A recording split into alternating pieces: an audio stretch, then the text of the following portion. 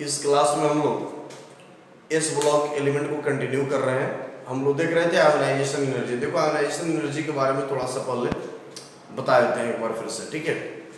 Ionisation energy क्या है? Ionisation मतलब आयोनाइज करना। मेटल को आयोनाइज कैसे किया जाता है? मेटल के आउटर मोस्ट सेल से इलेक्ट्रॉन को निकालने के बाद मेटल कैटायन के रूप में चेंज हो जाता है। इसी प्रोसेस को कहते हैं आयोनाइजेशन। अब आयोनाइजेशन का जो प्रोसेस है इसमें एनर्जी खर्च होती है, एनर्जी देना पड़ता है, एनर्जी लगाना पड़ता है, ठीक है। तो जो एनर्जी मेटल को आयोनाइज करने में लगे उसे कहते हैं ionization energy of metals. Clear हो गया? अब देखो यहाँ पे ये मेटल है, एक मेटल ले लेते हैं M, गैसियस है, आइसोलेटेड है और न्यूट्रल है। इस पे आपने आयोनाइजेशन एनर्जी डाला, एनर्जी आपने दिया।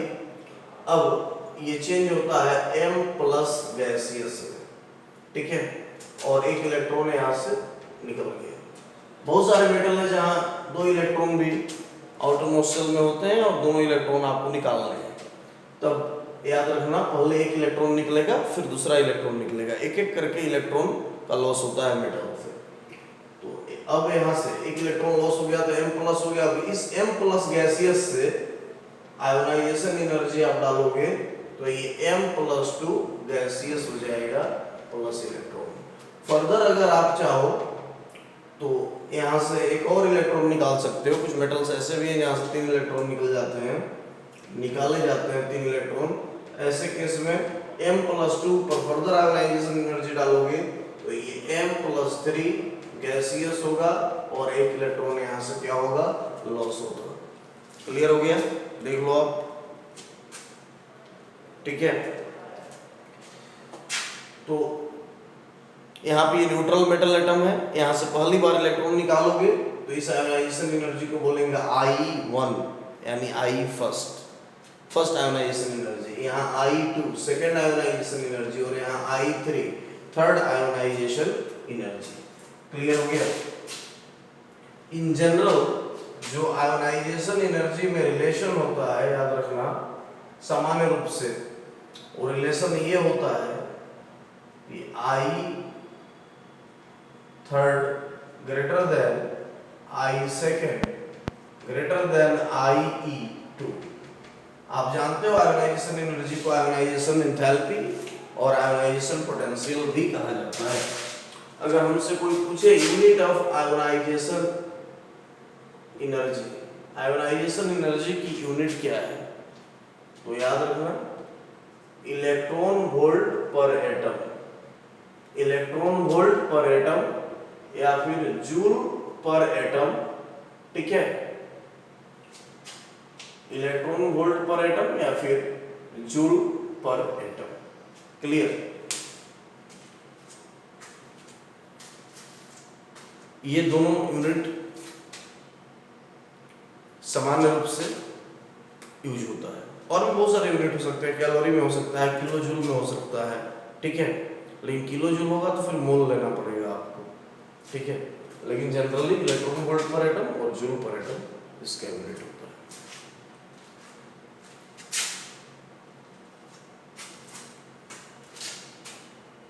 हो गया? लिख लिया आपने? ठीक। अब देखो आयोनाइजेशन एनर्जी किस किस फैक्टर पे डिपेंड करता है, ये सब हमने बताया हुआ है पीरियोडिक टेबल में बहुत अच्छे से। आयोनाइजेशन एनर्जी किस किस फैक्टर पे डिपेंड करता है, ये बहुत ही इंपॉर्टेंट है। आयोनाइजेशन एनर्जी किस फैक्टर पे डिपेंड करता है? देखो आयोनाइजेशन एनर्जी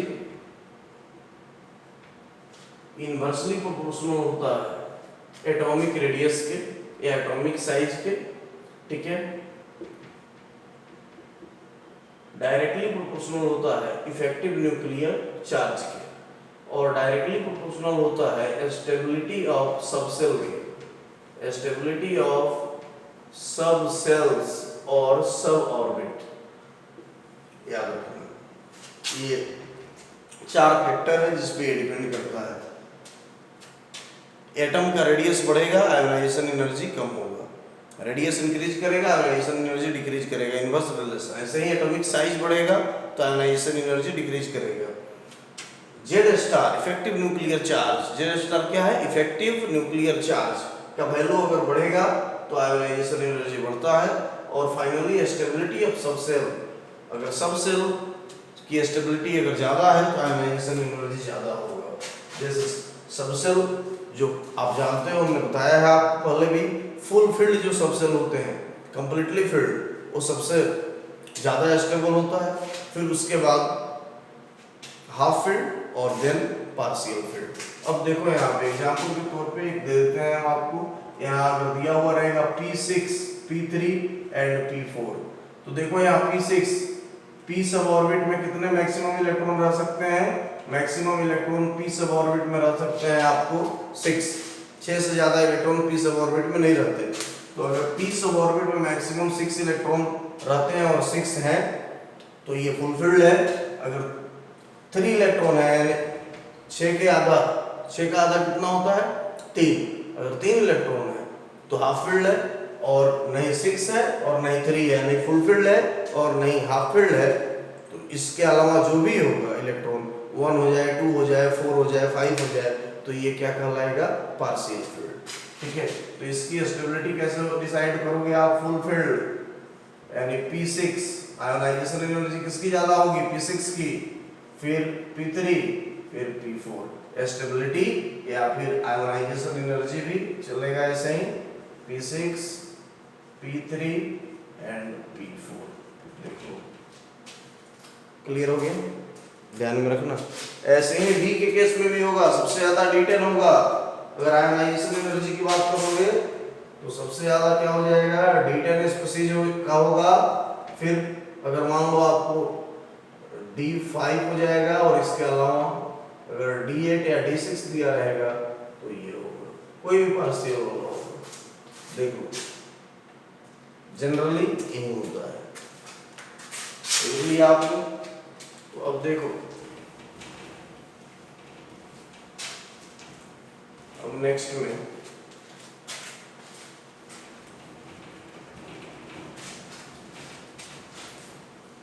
साथ साथ आप लोग लिखते रहिए, ठीक है? बिल्कुल क्लास की तरह मैं आराम से पढ़ा रहा हूँ, जिससे कंसेप्ट में बिल्डअप हो जाए और क्वेश्चन भी आपका क्लियर हो जाए। अब नेक्स्ट में देखो, यहाँ पे अगर बात करोगे इस केस में, तो अब एस ब्लॉक एलिमेंट की हम बात कर रहे हैं। अब देखो group 1 element, lithium, sodium, potassium, rubidium, caesium, ठीक है? ग्रुप 2 की बात करो, beryllium, magnesium, calcium, strontium and barium. देखो यहाँ हमने फ्रांसियम नहीं लिया है क्योंकि रेडियोएक्टिव एलिमेंट होता है, नॉर्मल नहीं है, लास्ट क्लास में हमने बताया है, ठीक है? और यहाँ हमने रेडियम भी नहीं लिया है, वो भी रेडियोएक्टिव एलिमेंट होता है। हम नॉर्मल एलिमेंट की बात करेंगे। तो ऐसे केस में देखो, ऊपर से नीचे आओगे तो नंबर ऑफ सेल बढ़ेगा, एटॉमिक रेडियस बढ़ेगा, एटॉमिक साइज बढ़ेगा। नीचे से ऊपर जाते हो तो जेड इफेक्टिव बढ़ता है, ये हमने बताया था आपको, ठीक है? नीचे से ऊपर जाओगे तो जेड इफेक्टिव का वैल्यू क्या होता है? बढ़ता है। तो यहाँ पे नीचे से ही ऊपर जाओगे तो आयोनाइजेशन एनर्जी या आयोनाइजेशन पोटेंशियल का वैल्यू क्या होगा? बढ़ेगा, ठीक है? अगर ये आपका पीटी है, पीरियोडिक टेबल है, तो आप हमेशा याद रखना ये पीटी है। अगर तो पीटी में ऊपर से नीचे आने पे रेडियस का वैल्यू बढ़ता है और एटॉमिक रेडियस का वैल्यू बढ़ता है, तो नीचे से ऊपर जाने पे जेड स्टार बढ़ेगा। यही कारण है कि नीचे से ऊपर जाने पे आयोनाइजेशन एनर्जी का वैल्यू क्या होता है? बढ़ता है। और किसी भी पीरियड में जब आप लेफ्ट से राइट जाते हो तो जेड स्टार बढ़ेगा, और राइट से लेफ्ट आते हो तो रेडियस बढ़ेगा। इसलिए लेफ्ट से राइट जाओगे तो आयोनाइजेशन एनर्जी बढ़ेगा, because ionization energy directly proportional to effective nuclear charge and inversely proportional to atomic radius. याद रखना। क्लियर हो गया? क्लियर हो गया ये? तो सबसे ज्यादा इसके केस में सबसे ज्यादा अगर बात किया जाए अल्कली मेटल्स में, यानी ग्रुप 1 एलिमेंट में सबसे ज़्यादा आयोनाइजेशन एनर्जी लिथियम का और सबसे कम आयोनाइजेशन एनर्जी सीसियम का। ठीक है, तो हमने बताया भी था, फिर से मैं बता देता हूँ। अगर आयोनाइजेशन एनर्जी की ट्रेंड की बात की जाए यहाँ पे, तो अल्कली मेटल्स के केस में अगर ट्रेंड लिखोगे आई का, तो सबसे ज़्यादा lithium, then sodium, then potassium, then rubidium, then caesium, याद रखना। ऐसे ही अगर अल्कलाइन अर्थ मेटल के केस में ट्रेंड लिखोगे तो सबसे ज्यादा beryllium, then magnesium, then calcium, then strontium, then barium. कोई क्वेश्चन पूछ सकता है यहाँ पे कि अगर यहाँ फ्रांसियम हो जाए तब क्या होगा, तो फ्रांसियम इसके बाद आएगा, फ्रांसियम इसके बाद आएगा अगर क्वेश्चन देगा ऐसा। ठीक है, जनरली ऐसा देता नहीं है, लेकिन अगर फ्रांसियम को ऐड किया तो सीसियम के बाद यहाँ फ्रांसियम आएगा, और यहाँ रेडियम को अगर ऐड किया तो यहाँ बेरियम के बाद क्या आएगा, रेडियम आएगा। क्लियर हो गया, ध्यान में रखना। तो देखो यहाँ जिस मेटल का आयोनाइजेशन एनर्जी जितना ही कम होता है, वह मेटल उतना ही जल्दी आयोनाइज होता है, यानी वह मेटल उतना ही ज्यादा इलेक्ट्रोपॉजिटिव होता है। इलेक्ट्रोपॉजिटिव यानी पॉजिटिव कैरेक्टर को वियर करना, ठीक है ना। तो पॉजिटिव कैरेक्टर कौन ज्यादा वियर करेगा, किसके पास सबसे ज्यादा पॉजिटिव कैरेक्टर होगा, जिसके पास आयोनाइजेशन एनर्जी सबसे कम होगा। ठीक है, तो याद रखना पूरे पीरियोडिक टेबल में लोएस्ट आयोनाइजेशन एनर्जी सीसियम का होता है पूरे पीटी में। क्लियर हो गया। वेरी वेरी इंपॉर्टेंट क्वेश्चन यहाँ आ रहा है आपका, मैं यहाँ लिख दे रहा हूं आपको, lowest ionization energy in periodic table, याद रखिएगा सीसियम, बहुत बार का पूछा हुआ क्वेश्चन है। CS ये सीसियम है। ठीक है, अगर लोएस्ट आप जान ही गए तो हाईएस्ट की बात करें हम, तो highest ionization energy in periodic table, ये भी एस ब्लॉक का ही एलिमेंट है, दैट इज हीलियम। आपको दिख नहीं रहा है यहाँ कहीं भी, तो लेकिन हमने बताया था लास्ट क्लास में कि हाईएस्ट आयोनाइजेशन एनर्जी पीटी में हीलियम का होता है, और ये भी हमने बताया था लास्ट क्लास में कि helium is an S block element, helium S block element होता है। क्लियर, बिल्कुल क्लियर हो गया। लिख लिया आपने, लिख लीजिए, साथ साथ लिखते रहिए। ठीक है, चलिए देखिए यहां पे,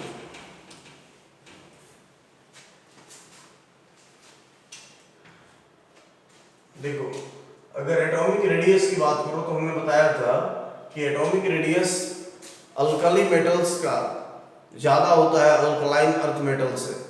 ठीक है, तो आयोनाइजेशन एनर्जी बताओ इनवर्सली प्रोपोर्शनल होता है atomic radius and directly proportional to Z star. ठीक है, यही कारण है कि आयोनाइजेशन एनर्जी हमेशा याद रखना अल्कली मेटल का लेस होगा अल्कलाइन अर्थ मेटल्स से, याद रखना। Ionization energy of alkali metal is less than their corresponding alkaline earth metals. Corresponding करने का मतलब क्या है, यहां देख लो, आयोनाइजेशन एनर्जी अगर लिथियम के सामने कौन होता है सेकंड ग्रुप में, बेरिलियम, यानी लिथियम का आयोनाइजेशन एनर्जी बेरिलियम से हमेशा कम होता है। ऐसे ही आयोनाइजेशन एनर्जी की अगर बात करो आप, यहाँ देख लो, तो इसके नीचे सोडियम, तो ये मैग्नीशियम से कम होगा, इसके जस्ट नीचे पोटासियम, ये कैल्शियम से कम होगा। ठीक है, इसके नीचे आ जाओ रुबिडियम, ठीक है, ये किससे कम होगा, स्ट्रोंशियम से, और इसके जस्ट नीचे अगर आ जाओ आप तो यहाँ पर सीसियम, ये किससे कम होगा, बेरियम से। क्लियर हो गया, इसका मतलब यही होता है, ध्यान में रखना। क्लियर हो गया।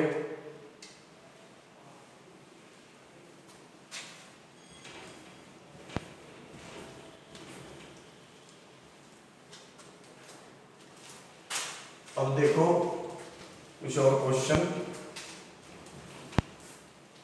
जो आयोनाइजेशन एनर्जी से रिलेटेड है, जो पीटी में हमने ऑलरेडी बताए हुए हैं, लेकिन यहाँ भी एक बार, ठीक है, एक बार रिवीजन करा देते हैं आपका। देखो लिथियम हो जाए आपके पास, beryllium, boron, carbon, nitrogen, oxygen, fluorine and neon. Clear हो जाए? ये सेकेंड पीरियड एलिमेंट्स हैं। तो हमें आयोनाइजेशन एनर्जी देखना है सेकेंड पीरियड एलिमेंट का, तो हम कैसे देखेंगे बताओ। अगर आप बात करोगे साइज का, तो देखो जेड स्टार लेफ्ट से राइट जाता है पीटी में, हमने बताया है आपको, ठीक है, नहीं याद है तो याद कर लीजिए। इफेक्टिव न्यूक्लियर चार्ज लेफ्ट से राइट जाता है, तो राइट से लेफ्ट आओगे तो एटॉमिक रेडियस आएगा या साइज आएगा, तो आयोनाइजेशन एनर्जी भी लेफ्ट से राइट जाएगा, ठीक है। अब देखो यहाँ पे अगर ionization energy inversely proportional to radius और डायरेक्टली प्रोपोर्शनल टू आप जेड स्टार करोगे, तो यहाँ आ जाएगा lithium, beryllium, boron, carbon, nitrogen. देखो मैं और इसको बोर्ड लिख देता हूँ, ठीक है, lithium, beryllium, boron, carbon, nitrogen, oxygen, fluorine and neon. देखो आप अगर करोगे अकॉर्डिंग टू ट्रेंड, जो पीरियोडिक ट्रेंड है इसके अकॉर्डिंगली करोगे तो यही आंसर होगा, लेकिन मैं बता रहा हूं कि ये आंसर रॉन्ग है, ठीक है। इसमें हमने दो ट्रेंड देखा, ionisation energy inversely proportional to radius और directly proportional to Z star, लेकिन मैं कह रहा हूं कि दो कंसेप्ट जो हमने अभी पढ़ा था अगर इसके अकॉर्डिंग लिखते हैं तो ये रॉन्ग होगा, बिल्कुल रॉन्ग है। देखो याद रखना, अगर बात ग्रुप की हो तो ग्रुप में ये कंसेप्ट दौड़ता है बिल्कुल एक जगह छोड़ के। वो कौन सा ग्रुप होता है? ग्रुप 13 S&P ब्लॉक में, ठीक है। डी ब्लॉक का आयोनाइजेशन एनर्जी बहुत ही डिफरेंट होता है, first second third ionization energy, उसमें बहुत सारे फैक्टर कंसिडर होते हैं जो डी ब्लॉक एलिमेंट हम बताएंगे तो आपको पढ़ाया जाएगा, ठीक है। लेकिन S&P ब्लॉक में जो नॉर्मल एलिमेंट्स होते हैं, रिप्रेजेंटेटिव एलिमेंट्स होते हैं S&P ब्लॉक, उसमें ग्रुप 13 छोड़कर बाकी सभी जगह ग्रुप 13 या ग्रुप 3A जिसको आप बोलते हो बोरन फैमिली, इसको छोड़कर बाकी सभी जगह सभी ग्रुप में सिर्फ आपको इस कंसेप्ट से काम चल जाएगा। कौन सा concept? Ionisation energy inversely proportional to radius और directly proportional to effective nuclear charge यानी जेड स्टार। क्लियर हो गया? लेकिन पीरियड में यहाँ हम लोग डिस्कस कर रहे हैं पीरियड, जब भी हम पीरियड का आयोनाइजेशन एनर्जी निकालेंगे तब सिर्फ इससे काम नहीं चलेगा, ठीक है। आपको स्टेबिलिटी ऑफ सेल वाला कंसेप्ट भी ध्यान में रखना पड़ेगा। यहाँ हमने क्या किया, according to radius of Z star लिख दिया, लेकिन हमने ख्याल नहीं रखा किसका? स्टेबिलिटी ऑफ सेल का। इसीलिए जनरली स्टूडेंट ऐसे गलत कर देते हैं। तो देखो अब अगर स्टेबिलिटी ऑफ सेल की बात करोगे तो इलेक्ट्रॉनिक कॉन्फ़िगरेशन जानना पड़ेगा, लिखना पड़ेगा, तब जाकर होगा। मैं बता देता हूँ आपको, यहाँ आप देखते रहो। देखो दो जगह चेंजिंग होती है बाबू, देखो यहाँ बेरिलियम में और बोरन में, और फर्दर जो चेंजिंग होती है नाइट्रोजन और ऑक्सीजन में। यानी बेरिलियम का आयोनाइजेशन एनर्जी रेडियस के अकॉर्डिंगली बोरन से कम होना चाहिए, लेकिन ज्यादा होता है। लेकिन क्या होता है, ये चेंज हो जाएगा, ज्यादा हो जाएगा।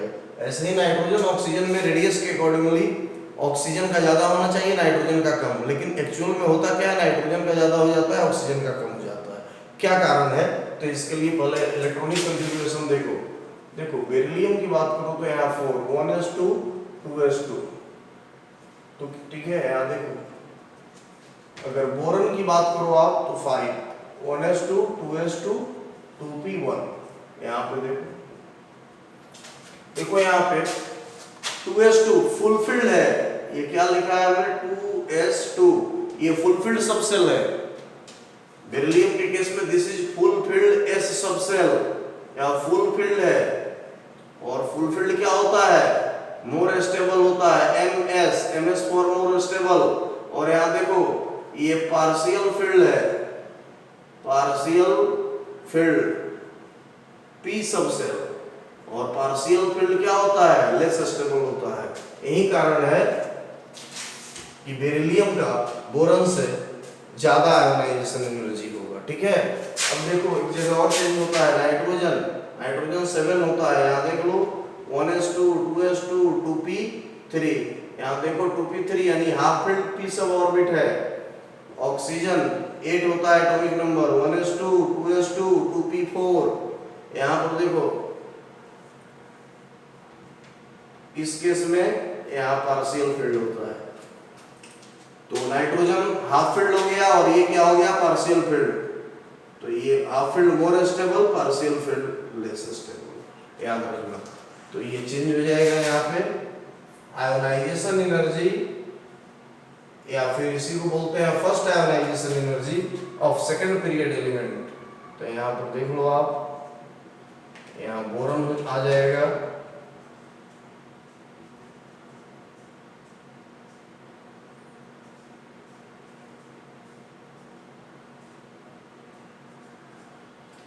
देखो यही होता है ट्रेंड, ये अब करेक्ट ट्रेंड हमने लिख दिया। सेकंड पीरियड एलिमेंट के आयोनाइजेशन एनर्जी का यही इंक्रीजिंग ऑर्डर है। देखो अब देखो एक बात याद रखना, चेंज कहाँ से होता है, चेंज ऑलवेज जब होगा वो एडजेसेंट होगा, हमेशा बगल से चेंज होता है, अगल बगल। चेंज होने का मतलब ये नहीं है कि बेरिलियम ज़्यादा होता है तो सबसे ज़्यादा ग्रुप में हो जाएगा, जी नहीं, यहाँ से चेंज होता है। क्लियर, ध्यान में रखना, लिख लिए, ठीक है। चलो एक बहुत ही इंपॉर्टेंट कंसेप्ट आपको बताते हैं। अगर देखो ये फर्स्ट आयोनाइजेशन एनर्जी था जब आप एक एक इलेक्ट्रॉन का लॉस करा रहे थे सभी एलिमेंट से, ठीक है। अगर क्वेश्चन पूछ दे, यहाँ पर एक चीज पहले समझ लो, अगर मान लो यहाँ लिथियम है, यहाँ हमने आयोनाइजेशन एनर्जी दे दिया, फर्स्ट आयोनाइजेशन एनर्जी, तो लिथियम से एक इलेक्ट्रॉन निकलेगा और यहाँ पर Li प्लस बन जाएगा। अगर इससे 2 इलेक्ट्रॉन निकालना हो लिथियम से, तो पहले लिथियम प्लस में कन्वर्ट होगा, और फर्दर इस लिथियम प्लस पे आप फर्दर एनर्जी यूज करोगे तो ये लिथियम +2 हो जाएगा, +1 इलेक्ट्रॉन यहाँ से लॉस हो जाएगा। क्लियर हो गया, ये 2 स्टेप में आपको करना पड़ेगा। तो यहाँ पर ये फर्स्ट आयोनाइजेशन एनर्जी है, यानी जब भी क्वेश्चन में फर्स्ट आयोनाइजेशन एनर्जी दिया जाए तो आप सिंपल समझिएगा कि पहला इलेक्ट्रॉन निकालना है, सबके आउटर मोस्ट शेल से एक एक इलेक्ट्रॉन निकाल देना है। लेकिन जब भी क्वेश्चन में दे दे सेकेंड आयोनाइजेशन एनर्जी की बात करें, अगर क्वेश्चन हमारे पास हो जाए second ionization energy of second period element, अगर क्वेश्चन हमसे पूछेगा second ionization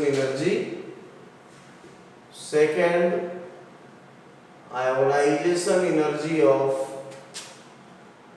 second period elements,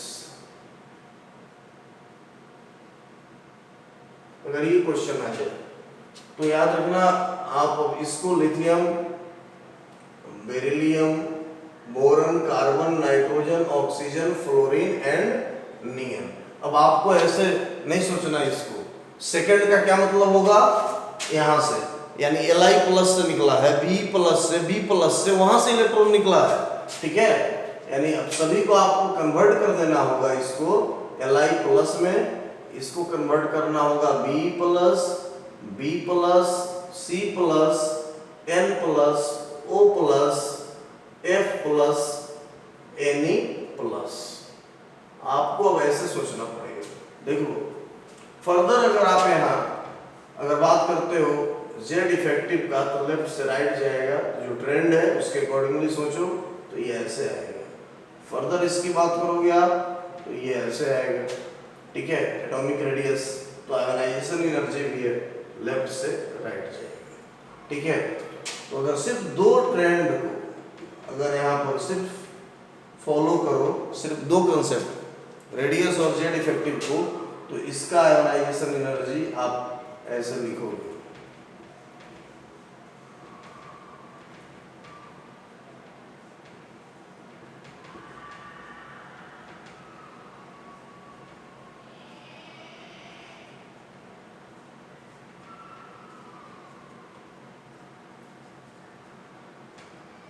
finally Ne plus. यहाँ देखो ऐसे लिखोगे,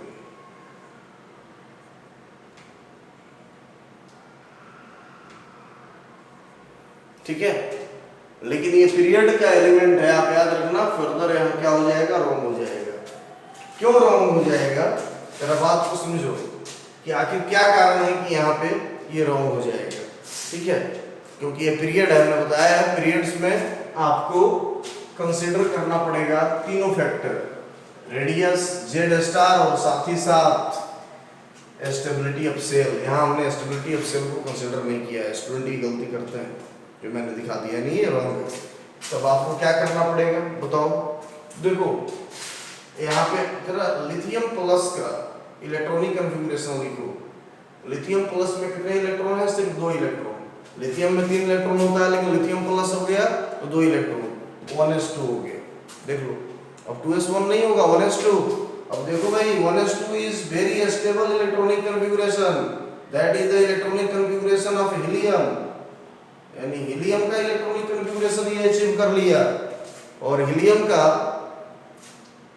आप जानते हो कि हीलियम क्यों स्टेबल है, due to its very stable electronic configuration that is 1s2। जो 1s2 हीलियम के पास है वही 1s2 कहाँ आ गया, लिथियम प्लस के पास आ गया। लिथियम प्लस के पास वही 1s2 हो गया, यानी lithium plus is nothing but the just like as helium. बात समझ में आ गया, लिथियम प्लस कुछ नहीं है, बल्कि अब इसके स्टेबिलिटी हीलियम की जैसी हो गई। और हीलियम का आयोनाइजेशन एनर्जी आप जानते हो पूरे पीटी में जितने भी एलिमेंट है सब में हाईएस्ट होता है, यानी अब इसका भी सबसे हाईएस्ट होगा इस पीरियड में, ठीक है। ये कहाँ जाएगा, Ne प्लस से भी आगे चला जाएगा, ठीक है। क्लियर हो गई, कोई दिक्कत नहीं होनी चाहिए। देखो अब जरा यहाँ देखो B प्लस का, B plus boron plus, boron में 5 इलेक्ट्रॉन होते हैं, बोरन प्लस में 4 इलेक्ट्रॉन होंगे, 1s2 2s2, क्लियर। अब यहाँ देखो ये फुलफिल्ड हो गया। जरा इसके आगे का देखो C प्लस, कार्बन में 6 इलेक्ट्रॉन है, 5 हो गए, 1s2 2s2 2p1, देखो यहाँ, ठीक है। तो यहाँ फुलफिल्ड हो गया और यहाँ पर क्या हो गया, पार्शियल फिल्ड, यानी ये मोर स्टेबल और ये लेस स्टेबल।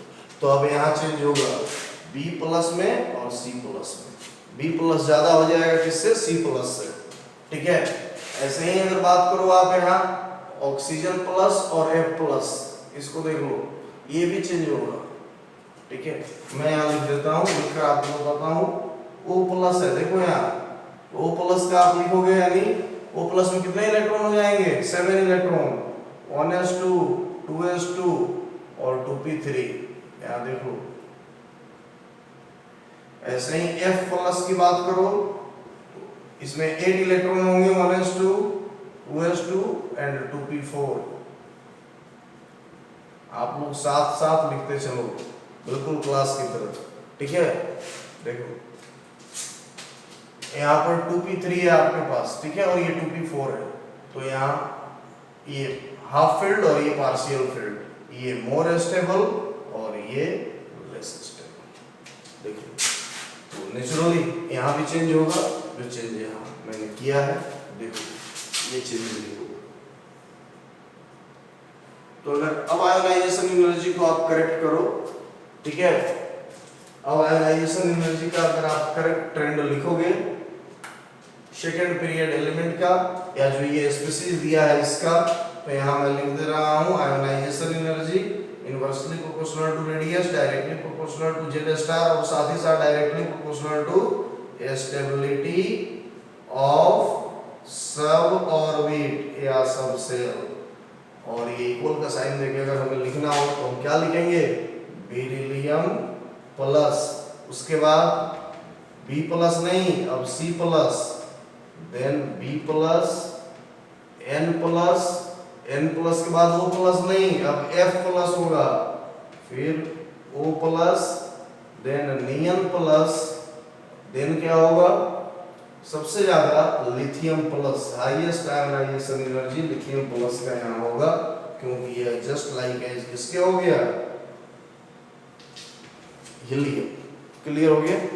देखो अगर इसको रीअरेंज करो, ये तो हमने इतना बताया आपको, ठीक है, कि आप सीख जाए। अगर इसको रीअरेंज करो तो ionization energy second period element का, ठीक है, second ionization energy of second period element अगर हम बात करें तो यहाँ पर कौन आएगा? बेरिलियम, कार्बन, इसी को लिख लो, ये आयनिक फॉर्म में लिखे थे।